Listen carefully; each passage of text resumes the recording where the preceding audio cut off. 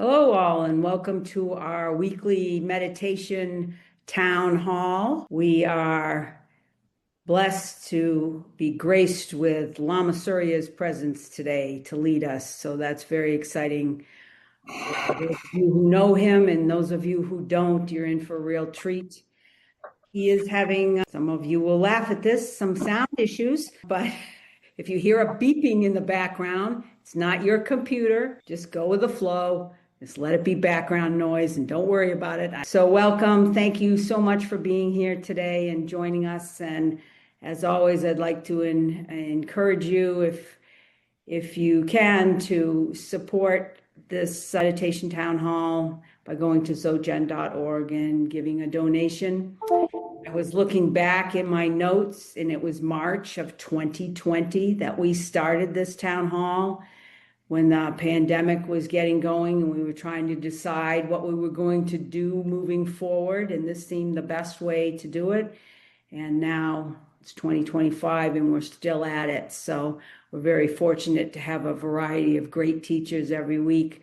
So if you're new today, welcome, and please try to join us whenever you can. We're here every Sunday from 11 to 12 Eastern time. So welcome, and I'd like to invite Lama Surya to join us now. Thank you, Menla. Wonderful and nice to see you all, y'alls again. And even some slightly new faces, unfamiliar to me at least, or else I forgot you in the great oneness of it all. Yes, it's a wonderful opportunity to be together and get together and connect with our community, our Sangha, our satsang, this Dharma movement, however you think of it. But I think it's important to tune in outwardly as you can and innerly, and take refuge in the Sangha. Remember and recognize belonging and being part of this spiritual community and so forth. And of course, meeting each other in the heart and in our practice.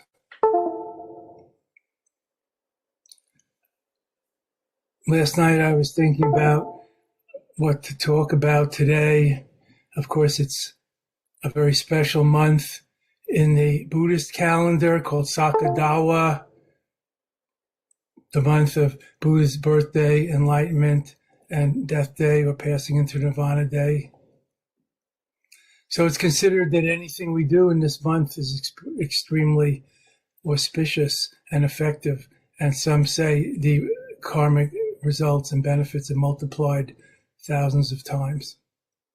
So it's a good time to loin our girds and make some extra efforts. And of course, quality might be more important than quantity in refining our spiritual aspirations and words and actions. So it's a good time to step up and further the cause of enlightenment in the world and in all possible worlds and dimensions, and the relief of suffering and confusion and all that goes with that, which is our mission, the Bodhisattva mission, the Mahayana Buddhist mission, a good way of life.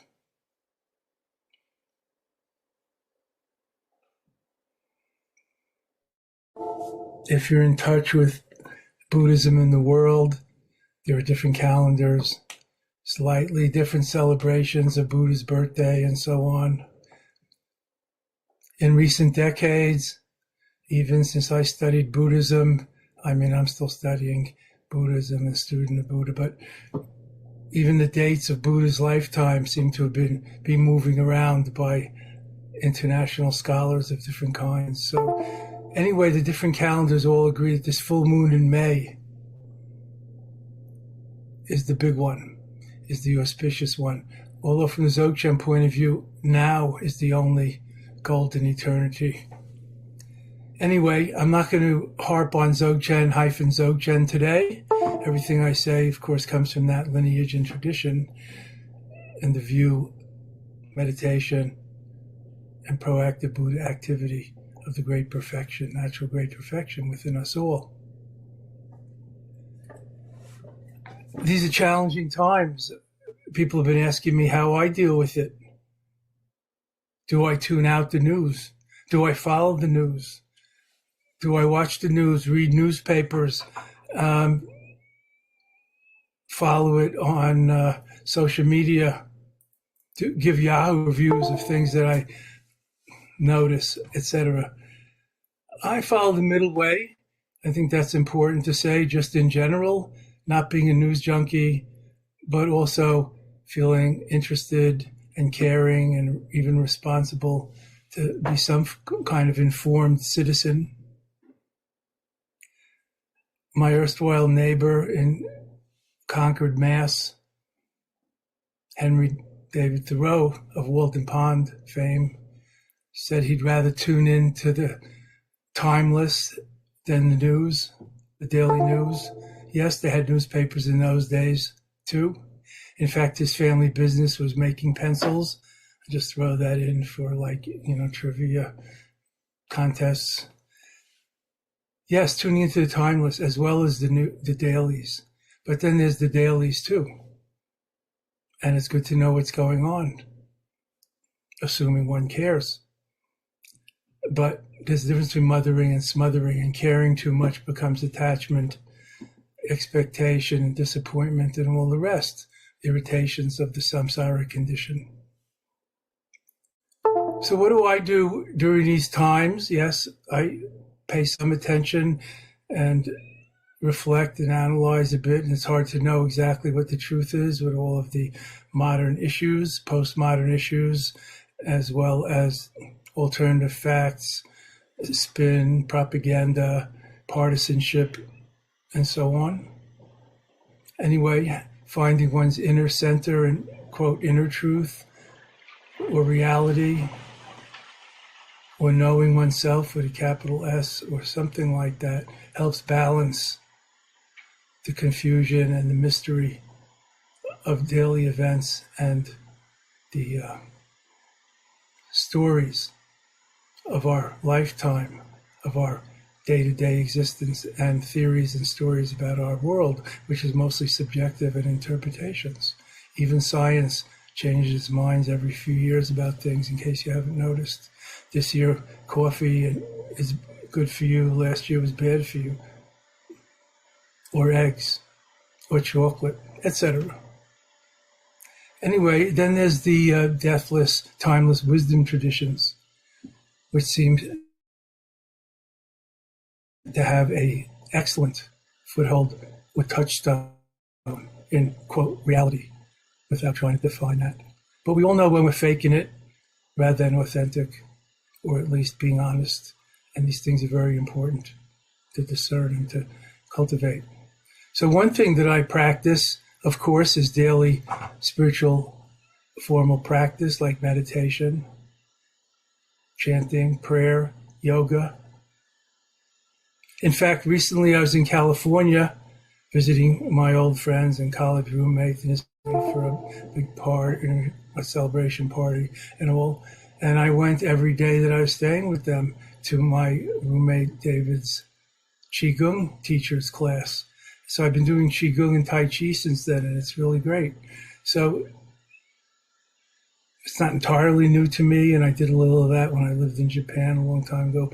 But mostly I've been doing Tibetan yoga and Hatha yoga and sports and exercise for the old bod and energy work and breath work. But this Qigong has brought a new light to me and a new energy, and I'm really appreciating it. So that's something that I do that's new, and I'm reporting. In fact, people often ask me what I'm doing on my sabbatical, which I say I'm in rewirement, not retirement.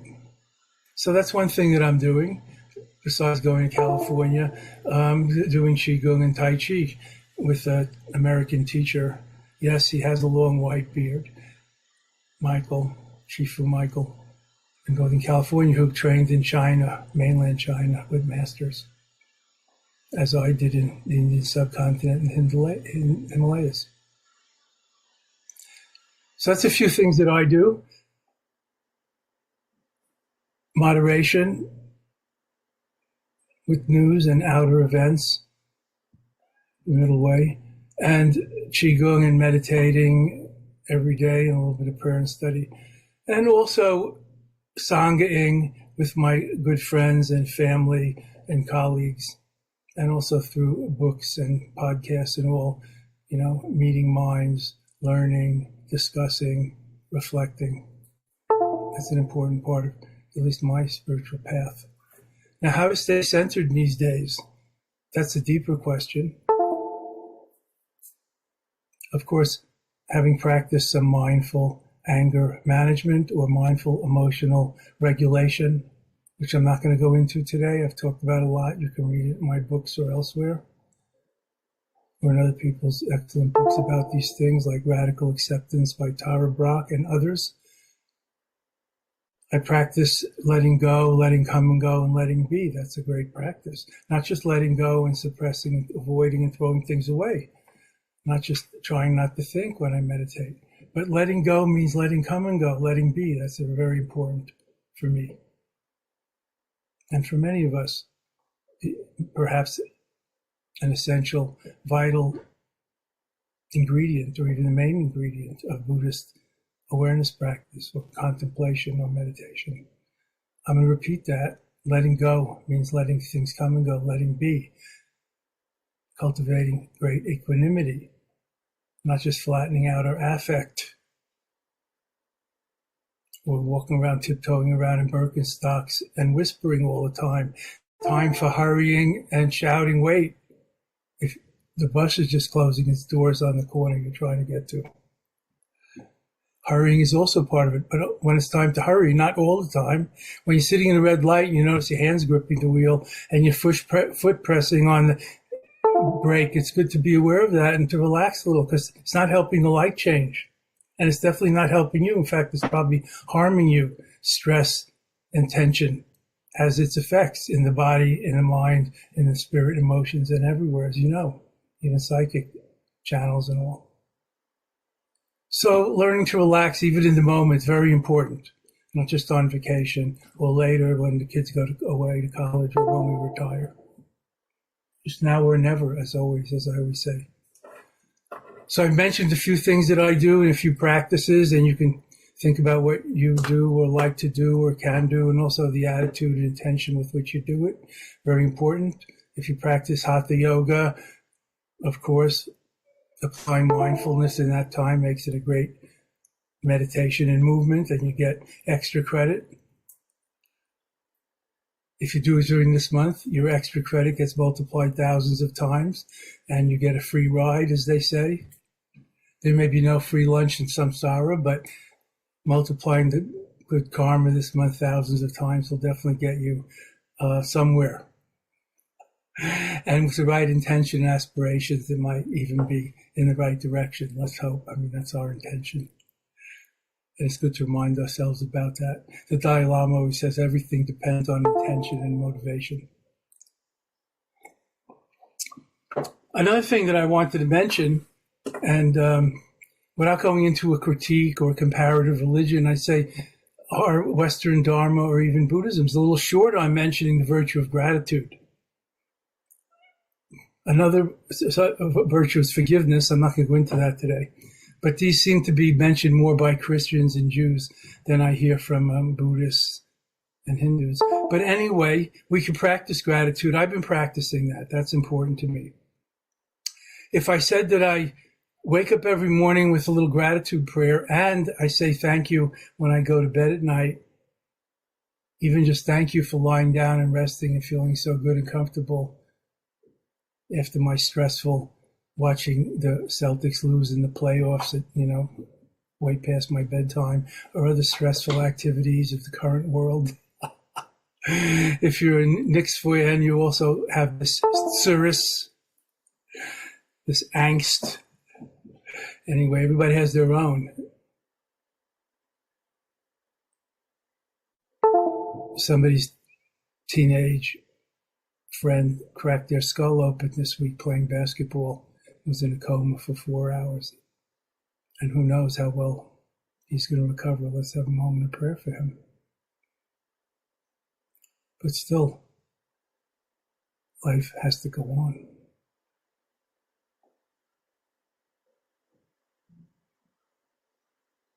So the practice of gratitude can be very important and helpful in these days when there's so much to react to or react against.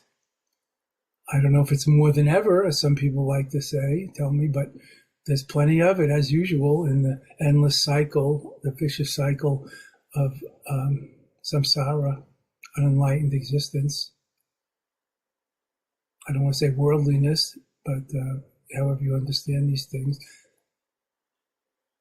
the wheel of karma. There's a lot of suffering in the world, and we feel it. And also whatever our current events are in this country and elsewhere, in Gaza, in Ukraine, or for that matter, in the United States, what direction we're going, the extreme divisiveness that we have. And I'm not going to go into politics of it, but you can take what you want from this. Yes, these are challenging times, but I don't know if they're worse than the time of the two world wars and the Great Depression in between it, or the time of the Great Plague. I think it was the 14th century when a quarter or half of Europeans were wiped out by it. Or other times when the hordes on horses attacked the eastern boundaries of Europe and sacked Rome and all the cities in between the steppes in Rome. Unbelievable, mountains of skulls drying out in the desert. Read history. Anyway, these days our life spans a longer. We have some form of, not quite, but moving in that direction, universal literacy. There's a lot of efforts towards a consciousness about social justice and against racism and prejudice, not to mention slavery, etc. So there's a lot to be grateful for and to appreciate. If you are not familiar, our dear friend, our Zen friend, Brother David Steindl-Rast, forgive me for all these foreign Tibetan-sounding names.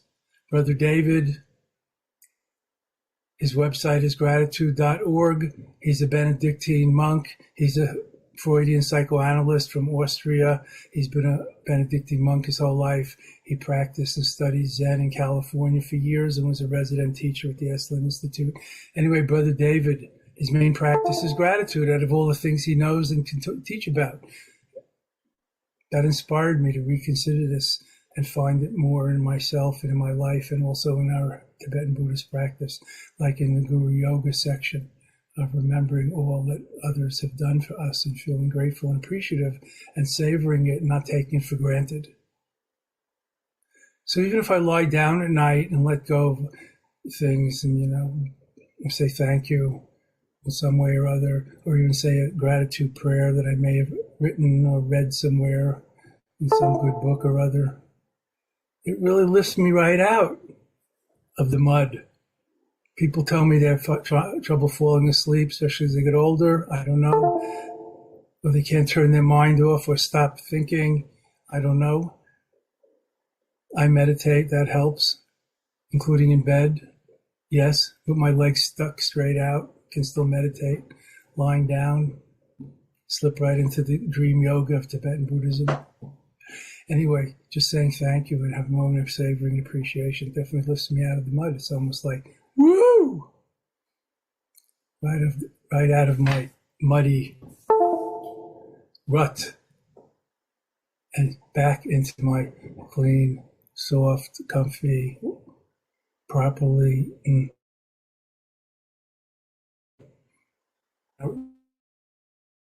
not too cold, not too hot bed. Things to appreciate. Half the world doesn't have that at night, not to mention the children.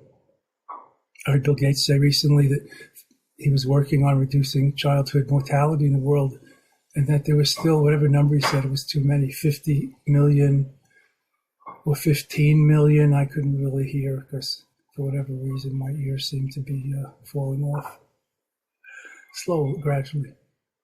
And they've reduced childhood mortality in the last few years in the world. not just here in the first world. So gratitude, and I appreciate whatever we have and are given, and not taking for granted, and also sharing it and wishing to share it as we can and when we can. And mutual reciprocity, not just out of pity, which is egotistical giving alms to the panhandler in the street just to move them out of our way so we can hurry on to our lucrative career or whatever we're doing, wherever we think we're going, because we may or may not get there actually. So gratitude, very important. And there's a lot of prayers, there's a lot of affirmations, there's a lot of ways of saying thank you.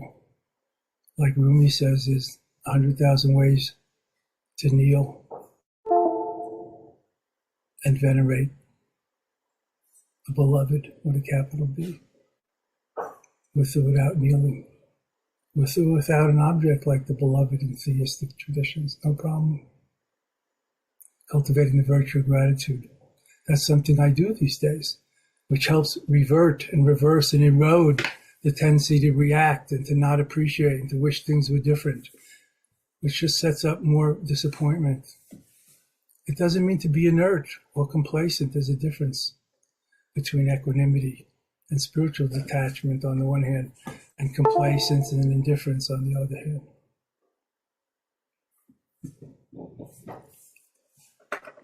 So that's a little bit about what I'm doing. Also having a good time. We had a Miller family gathering at a hotel in Lake George last weekend, as we do every Memorial Day, slightly interrupted by a few pandemic years. So I got to play ball the whole weekend with the midgets. I guess they're not called midgets anymore, the children. The height challenged, whatever they are, the bambinos. I like to say bambinos, but people say, what is that these days? So the grandchildren, the great nephews and great nieces, and the others, and whoever plays with them, we had lots of games with all kinds of sports. It was great. That's what I've been doing and having a good time doing it. I completed my Indian memoir, which I'm trying to get published. And it's 450 pages at the moment. It was over 500, but I'm trying to trim it down. But I'll tell you, losing words, it's painful. It's like losing weight. Every pound hurts. For me. I don't know about others. So that's a few of the things I'm doing. Also, I taught myself to play the piano a little bit with Timo's help, Zen jazz, over the pandemic. As Mirabai Bush get passed on to me, her mother's piano, upright piano, wonderful, and bringing more music into my life. So these are just a few things that I'm doing in these times. Of course, I'm also thinking about how to contribute and what's going on in the world, and voting and communicating and investigating and teaming up with friends and allies and colleagues and discussing and thinking about these things and what, if any, right actions, skillful means, and community building we can take for a better future, which begins right now. So it's a beautiful day. It's Sunday. It's the day of rest. I read once in the Upanishads, the ancient scriptures of India, yes, which are older than the Quran and the Bible, very old. If age means anything, the Upanishads is wonderful wisdom books. It says rest is sacred. That was not what I usually heard from my yoga teachers and meditation teachers. It was more like, let's sit up for 24 hours and meditate and see what happens. Middle way. I always say this. I think the middle way is Buddha's greatest teaching of balance, moderation, appropriateness, flexibility, resilience, balance. Not seeking the razor's edge down the middle of the highway like driving on the yellow line. There are many lanes in the highway. in the great way with capital W, the way of enlightenment, of awakening, of goodness, of virtue and truth, the Bodhisattva way. Let's just avoid the ditches on either side of different kinds of extremes. So it's great to get together, and I want to reiterate the virtues of Sangha, taking refuge, relying on, or finding solace in our community, and mutual reciprocity and support with our spiritual friends and elders and teachers and youngers, and sharing it up and down and in and out and all around, with or without any notion of hierarchy. There's a gravitas here that is not about gravity and everything running down from above, as in certain hierarchical churches or institutions. I'm going to say it again, mutual reciprocity, very important, breathing out and breathing in, and not hijacking all the giving like a codependent caretaker, but being a caregiver, knowing how to receive as well as to give.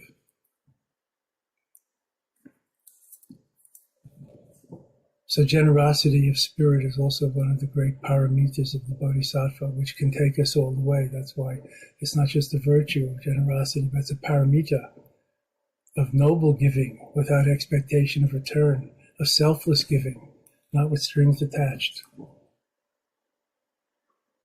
So that's what I'm doing these days and thinking about and even recommending in a light-handed way, and each of us has to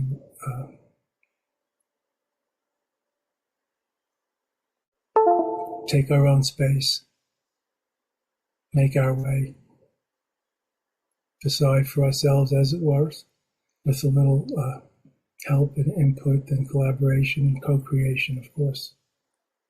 None of us are alone. No one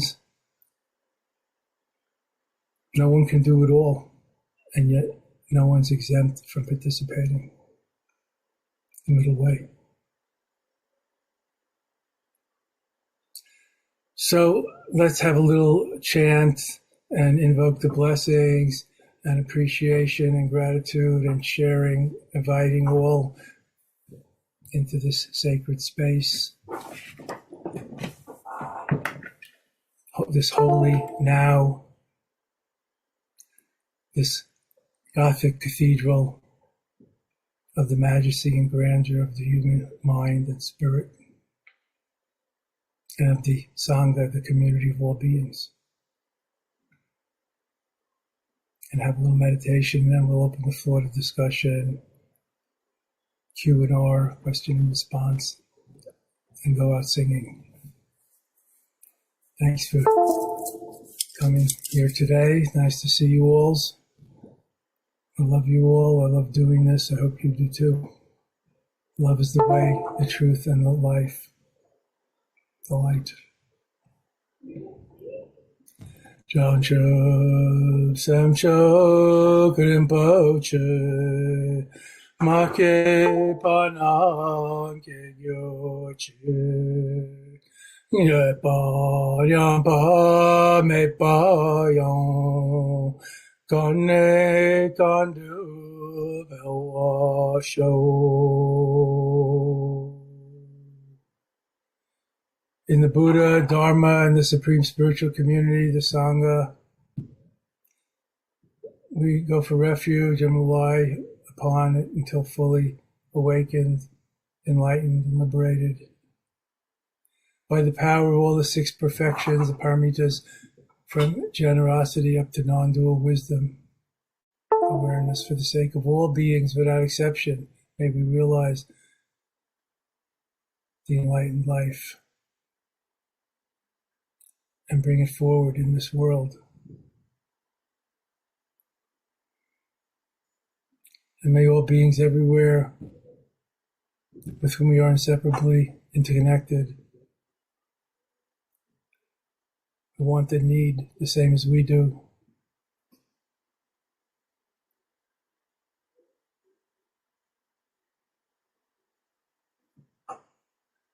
be awakened, liberated, healed, fulfilled, and free.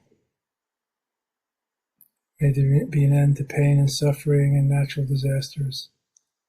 And may we all together complete this gorgeous, graceful spiritual journey. Homage to the Buddha, the goddess, the God, the divine in your seat. Don't overlook them.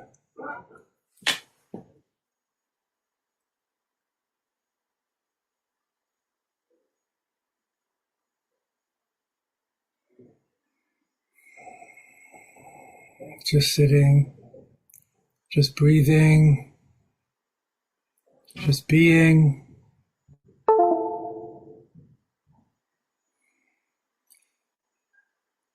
At home, natural, relaxed, in the flow. You don't have to get into the flow, Joe. It's already flowing through Yo right now.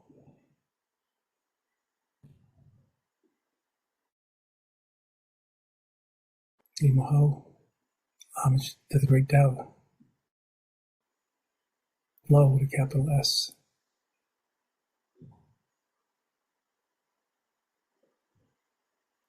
The flow. She's like Florence Nightingale, nurturing us, caring for us, helping us, healing us, embodying and expressing a way of being for the many who would follow her into seva, selfless service, and self-giving, caritas, the root of charity, self-giving.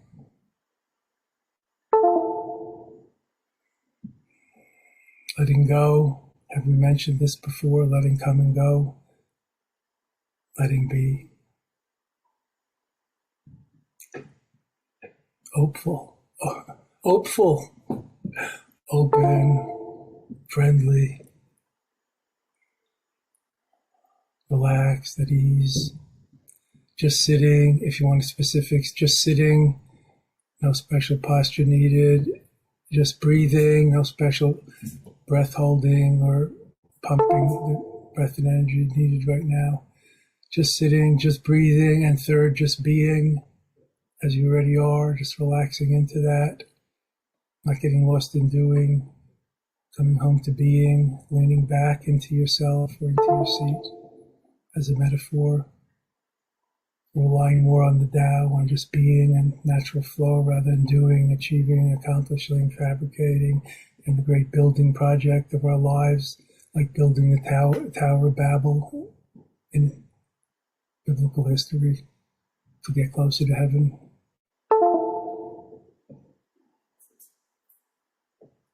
There's no need to spend the whole life striving and trying to build a bridge to the, quote, other shore, nirvana, enlightenment, over the flow, the flowing river. The flow goes through us right now. Nowhere special to go, nowhere else to be, just to be, being as you already are. Who doesn't embody and include that already? I don't want to say possess, because it kind of possesses us. Being, Kant called it the ens, essential being, not just conscious, even in unconscious, even in, what's it called? Homa. Some people can still hear what's going on in the room because something is there of life, of animation, just being. Not a separate being, not a human being, not a gendered being, just beingness itself, imaho. It's the natural, great completeness, the great connection, the innate great perfection. The natural great confection, as I like to call it, how sweet it is. Just savoring being right now, this moment, only moment, awareness, aware of itself. What words can encompass it? Sky gazing, being, embodying, staying home on your seat in your true nature. Now-ness awareness, the true Buddha within. Imaho. Way to go. Thank you. And just enjoy the joy of natural meditation, non-meditation. openness and luminous awareness, lucid awareness, inseparable, imaho, wondrous, miraculous, amazing.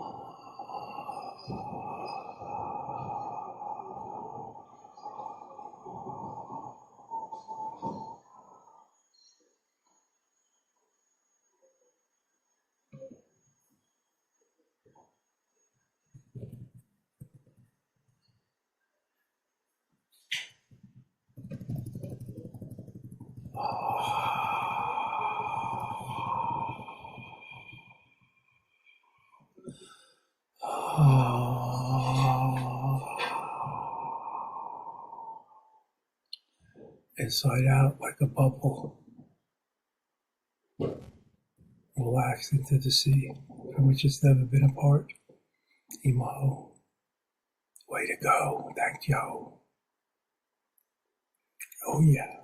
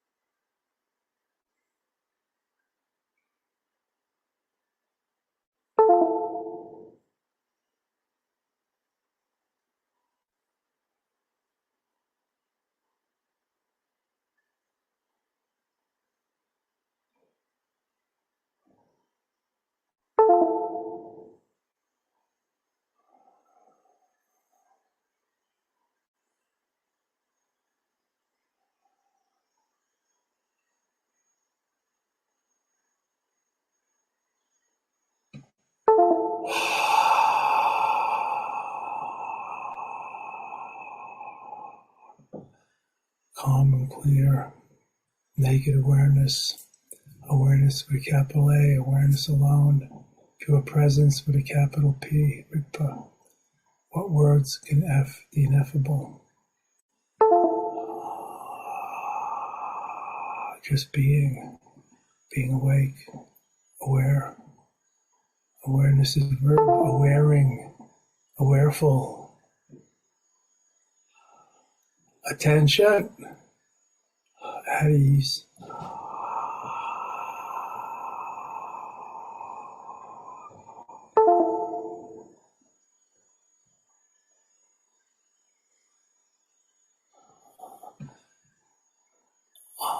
When I become clearer, everything becomes clearer.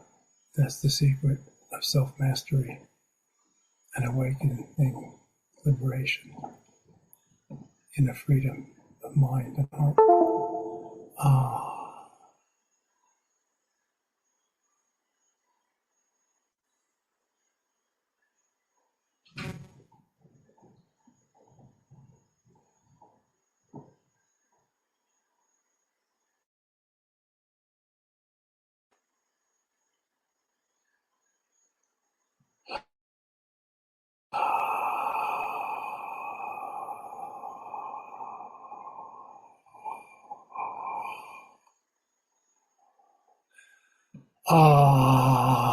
What a relief. What a release. You can stop meditating now. The work is done. Done is what had to be done, as Buddha said.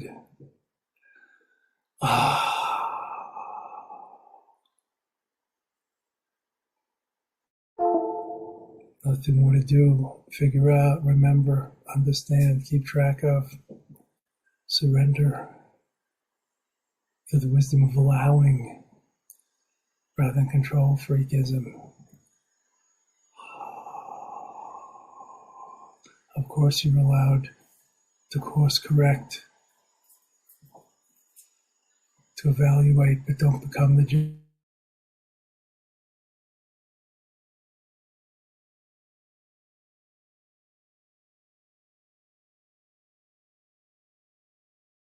judge unless you ain't paid for it. Flow with the go. Keep going. It's an infinite journey. Complete right now. One step at a time, one moment at a time. Beyond time. The fourth fraction, the fourth time, beyond past, present, and future, linear time, divine time, ascendant time, not linear, horizontal time. The holy now, the pure presence.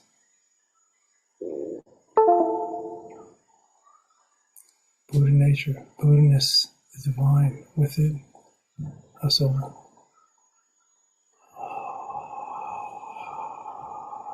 Thank you, thank you, thank you.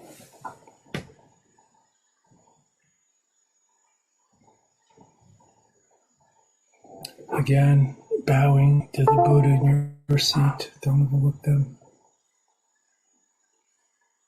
There's room.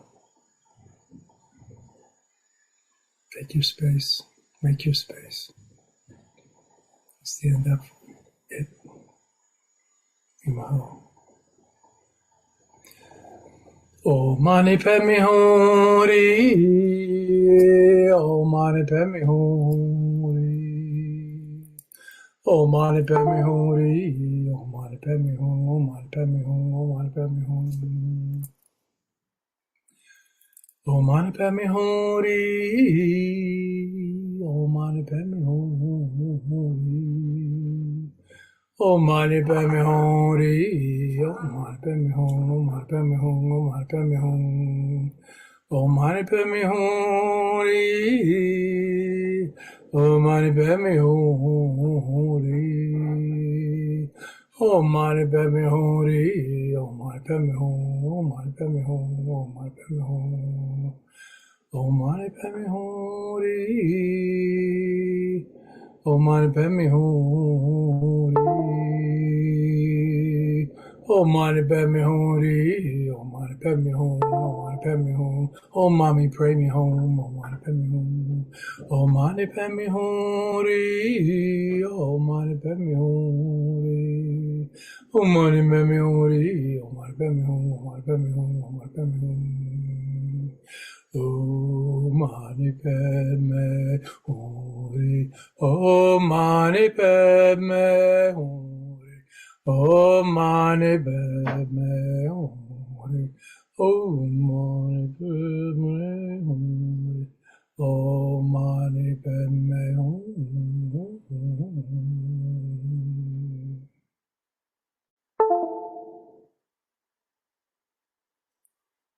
May your beings be happy, content, and fulfilled. May you be awakened, liberated, and free.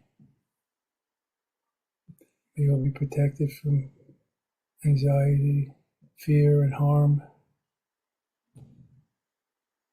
May you be healed and whole again, and this earth itself rebalanced, restored, healed. And may we all together further the spiritual journey. One heart, one mind, one beyond division or joining. Interconnected, interwoven, recognizing our essential interbeing.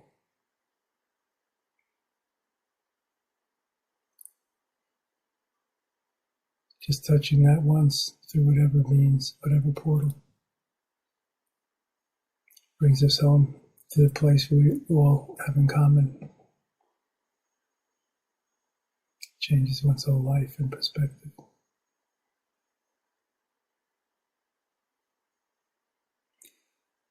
Homage to the Buddha, Dharma, and Sangha, the great, innate, great perfection, completeness.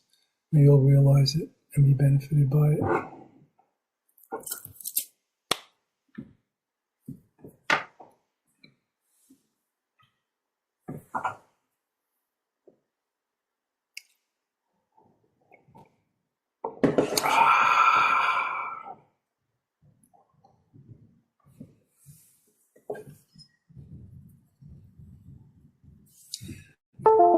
Hello, Mark Tazinski, probably of San Diego or La Jolla, if I remember correctly, which is doubtful. Does anybody have any questions? You know, I'm not the answer man, but is the time for Q&R? Lama, actually, Mark does have a question.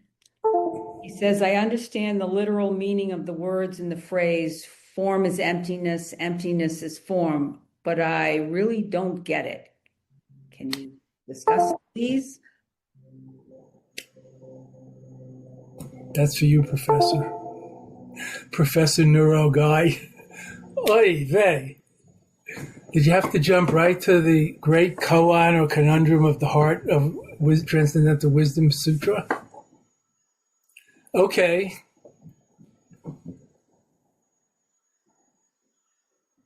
Form is emptiness means forms, solidity, material reality, things that can be measured or metricized, you know, things, forms, shapes, ideas, concepts, everything, numbers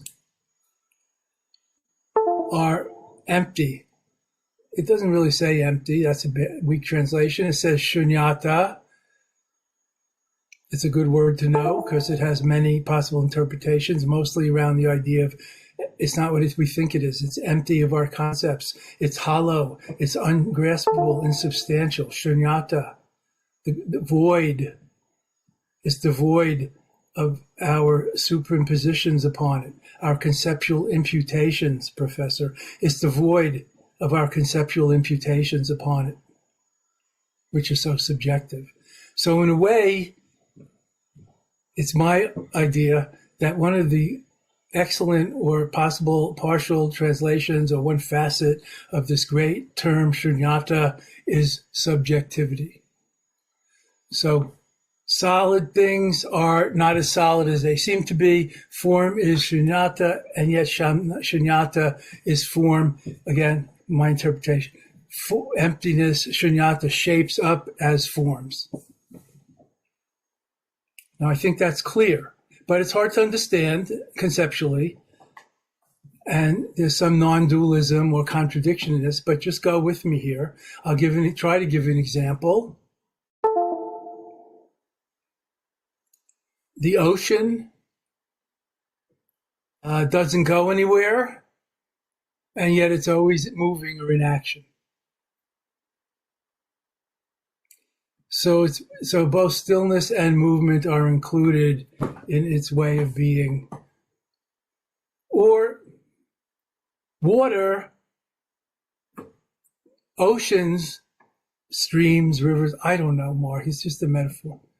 Water, waves, and then troughs. Oceans are not just flat, ironed out, nor are our emotional, the emotional consciousness. We don't have to iron it out and flatline.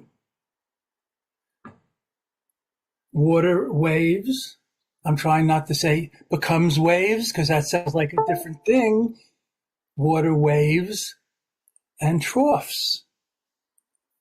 Has the water changed, really? Or just the form of it, the shape of it, and our perception of it? Big waves, small waves, icebergs, dangerous waves, whirlpools. When it's all from the point of view of the very vast ocean, and now we're really thinking about the ocean of being or of consciousness or something, right? Metaphor. The very vast ocean of water never leaves its bed, but it's not inert. Ocean bed, it never leaves its bed. Where could it go? It's already covering most of the earth. You can divide it into 7 seas, but that's like saying one pizza can have as many slices as you want, but it's not really any more pizza. So the water takes different shapes and forms, and that's part of the expression, but it's all superficial compared to the depths and whole vastness of the ocean, the oceanic nature of, I hesitate to say consciousness or awareness because that sounds so anthropomorphizing, like make it human or even sentient. The ocean of being, the Tao, the flow, nature, evolution. Mark, you're some kind of scientist, neuroscientist, I think, who can remember anything, doesn't matter. You're very well aware, you believe in, most of us believe in evolution, Darwinian evolution. But what is it that evolves? It doesn't necessarily need to have a separate, ego, like, oh, species evolve. Okay, that's fine, But water and waves. So even icebergs are superficial compared to the immense depths and amount of water in the oceans of the ocean. Similarly, in consciousness, all the thoughts and even tidal waves of thoughts and whirlpools and recurrent patterns of thoughts, obsessive thoughts, it's just superficial. Now, of course, it may drown swimmers. It may turn over kayaks and rowboats. It may even sink a giant ship like the Titanic, the unsinkable ego, the unsinkable me, Titanic. That's just on the surface. Titanic's still there. Anyway, this is just a metaphor. That's why I like the one with the waves and the bubbles. They're not separate from the sea. They're made of nothing but water. And if you want to say air, that's okay. But if we went back to H2O, it's kind of, one system. The water becomes ice, becomes gas, becomes foam, becomes bubbles, lifts off, evaporates, becomes clouds, and then there's rain. That's the many. Emptiness or subjectivity becomes subjects, different things, solids. So that's a little discussion about the line in the Buddhist Heart Sutra, which literally means the heart of transcendental wisdom scripture, the Heart Sutra. Form is emptiness, emptiness is form, which I will always translate it as form is empty. Emptiness takes shape as form. But it's good to know the word empty there is shunyata, which doesn't mean empty. Like an empty glass is not, you wouldn't say a glass is, shunyata because there's no water in it. You might say glass is shunyata. It's not what we think it is. Like Superman squeezes coal and makes a diamond. Like it's probably like squeeze the sand and get, I don't know, glass, right? I mean, it's probably the same crystalline structure. So there's oneness, unity, and diversity. That's the non-dual distinction. I, you, we. I, thou, not I, it, separate. Any other questions, please? Thanks for bringing that up, Mark. Mark, that's a great topic. There's a lot of books about the Heart Sutra, things you can read if you like to try to read those things and understand that way. Or you can just chant the mantra at the end of the sutra. That'll do it all, I guarantee it. The Gate mantra. Questions? I see time is running. Any other questions? Yes, Lama, there's one more. When we set an intention, this is from David. When we set an intention, I've focused on setting it for now, as so many seem to set it for the future. Any thoughts? And too much thinking there. Set an intention. That's what you need to know. The bodhisattva intention, bodhicitta. That includes past, present, and future, not just future or now. Past, present, and future, the 3 times, as we call it in Buddhism, linear, sequential, horizontal time. One thing happens after another. And also the now, the divine time, as the Christian theologians call it. Now, now, now. So don't hang yourself up. Too much thinking.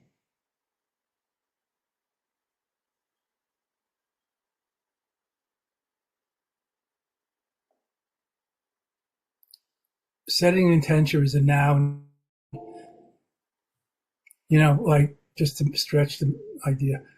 Tomorrow never comes because it's always today. That's a combination of horizontal time and the 4th time, the now, that bisects it like a cross, an ancient symbol of non-duality, of the mandala principle. Good question. What's my favorite sutra? Somebody just flashed on the board. The Heart of Wisdom Sutra and the Metta Loving Kindness Sutra. Although I'm also very partial, and I often quote from the Vimalakirti Desa Sutra, in short, the V Sutra. That's all you need to know. The V Sutra, you can find it. About the layman Vimalakirti, who discusses wisdom with Manjusri, Vajrapani, Avalokiteshvara, Shariputra, and all the other Buddhist superheroes. And at the end, he makes the final and greatest pronouncement about wisdom, outdoing them all. And the great layman's silence resounded like thunder. And all bowed. Thank you all. You're beautiful. Be beautiful. Live beautiful. Make it so. Number 1.